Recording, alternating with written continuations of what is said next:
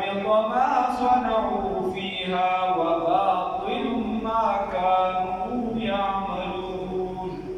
صدقت يا رب العالمين.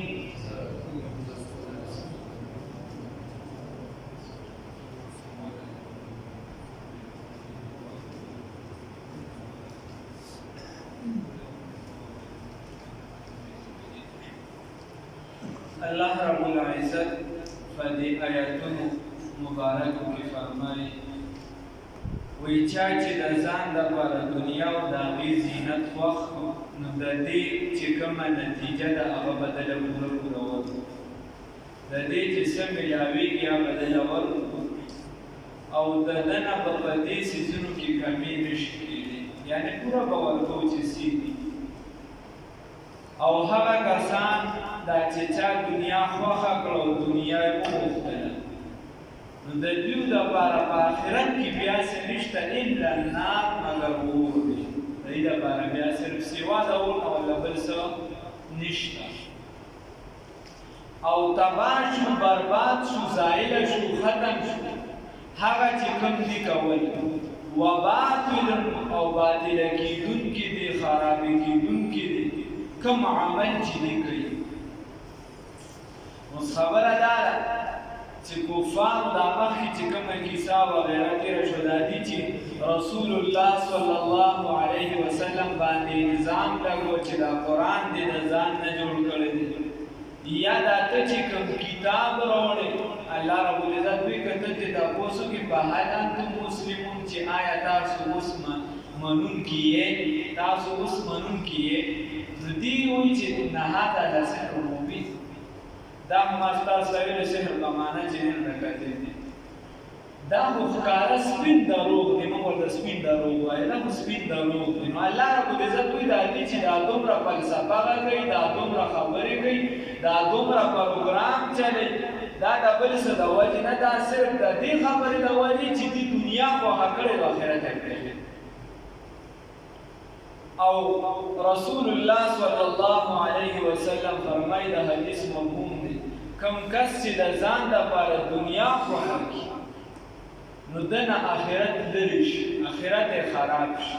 او کوم کس چې آخرت واخلي نو د ده دنیا چې دی دا خراب شي. یعنی د دنیا ظاهرا دولت بیا د سره کشاني چین سکون آرام الله نه کیږي.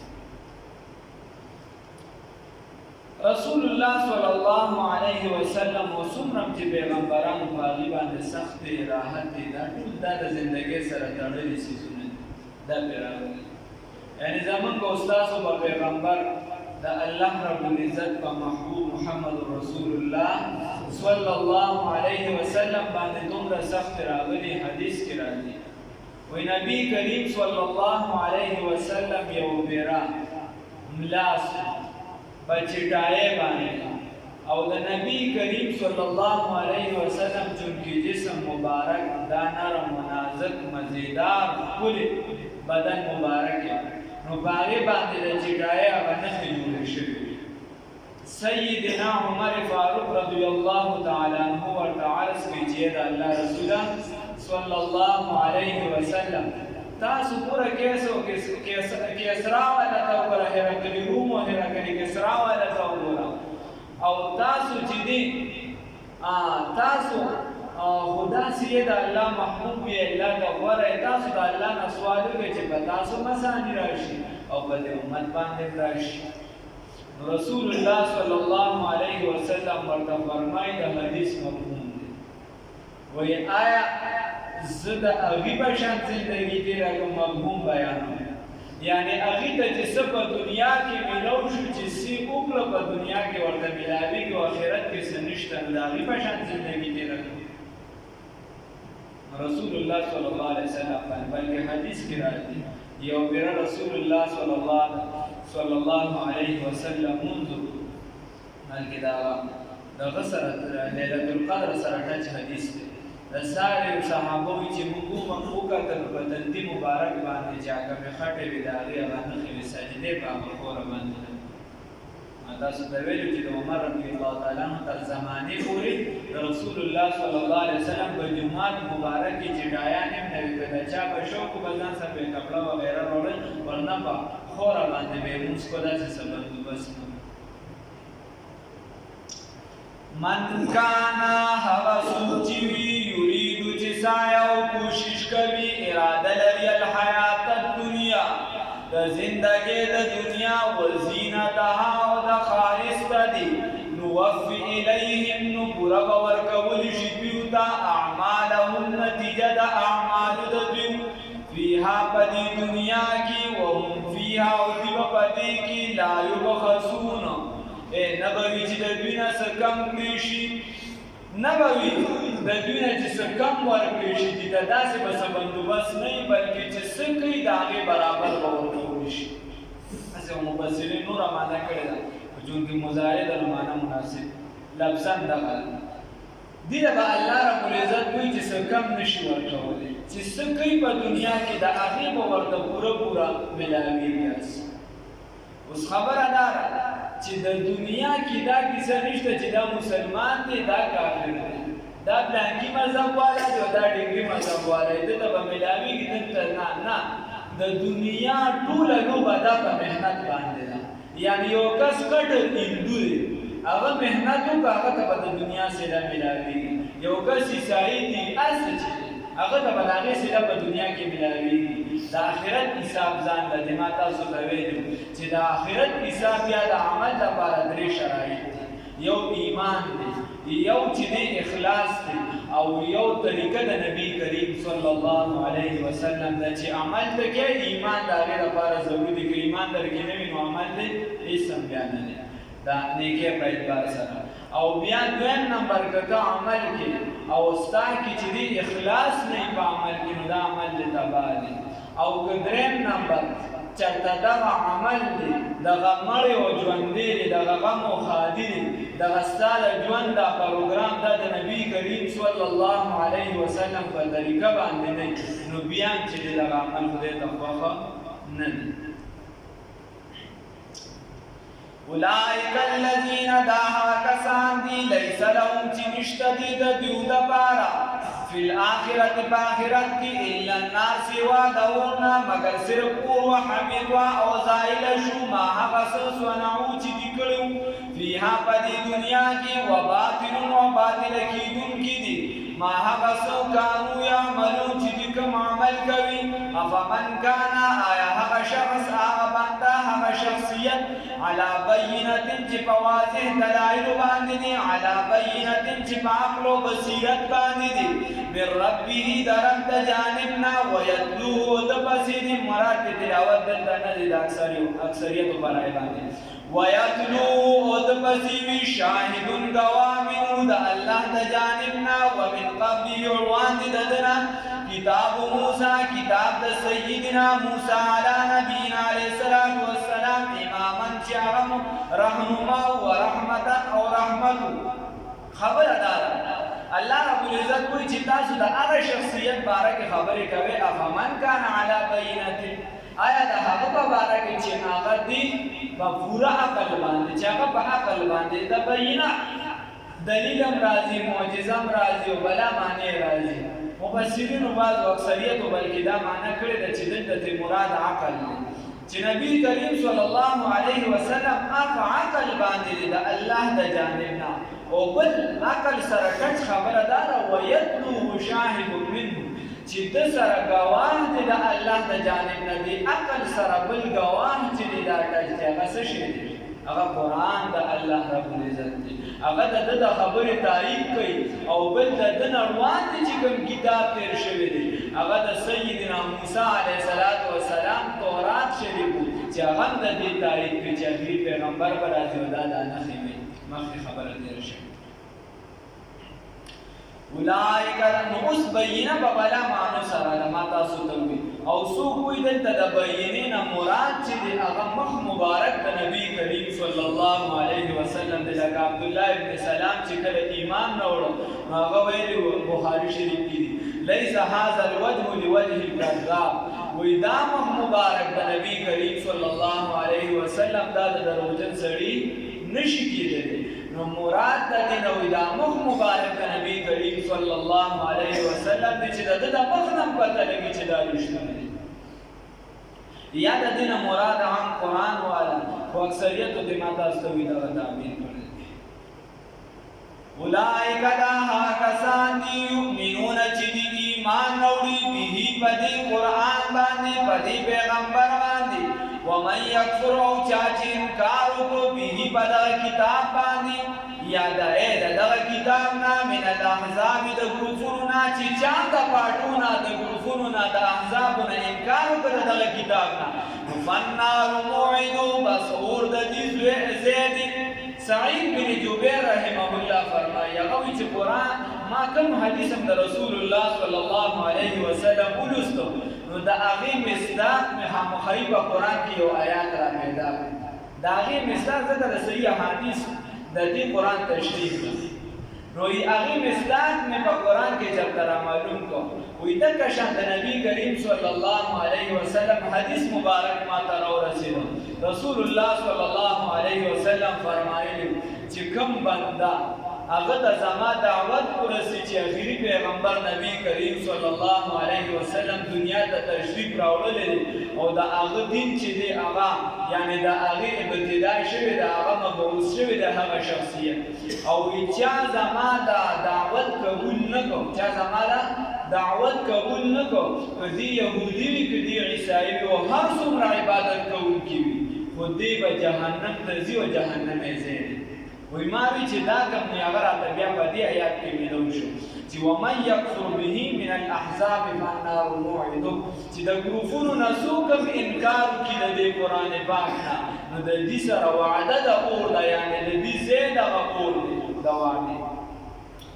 فلا تکو بستم کیگا فی مریت پشکی منه دغه قرآن بارکی انه الحق یقینا نبی کریم صلی الله علیه وسلم توي او اغه ظاهرا ته مون ټول د خبره مون ته رسول الله صلی الله علیه وسلم شک نه کوي فلا تکو بستمکیگا فی مریت پشکی منه د قرآن بارک انه الحق یقینا د قرآن پاک حق دی من ربک استاد رب د جانبنا ولكن اکثر الناس لیکن ډیر د خلکونه لا یؤمنون ایمان نه راوړي نو ډیر د خلکونه ایمان نه راوړي ورنه د توحید د عقیده چې ده د ایمان د عقیده چې ده د انسانانو په زړونو کې راسخه ده مسلم شریف حدیث نبی کریم صلی الله علیه وسلم فرمای ان الامانه نزلت فی جذر قلوب الرجال وی الله رب العزت د انسانانو د زړونو په دې اصل کې د امانت خپل دی د توحید دا چې کومه خبره ده د دې وجې امام ابو حنیفه رحمه الله فرمایي که چېرته پیغمبران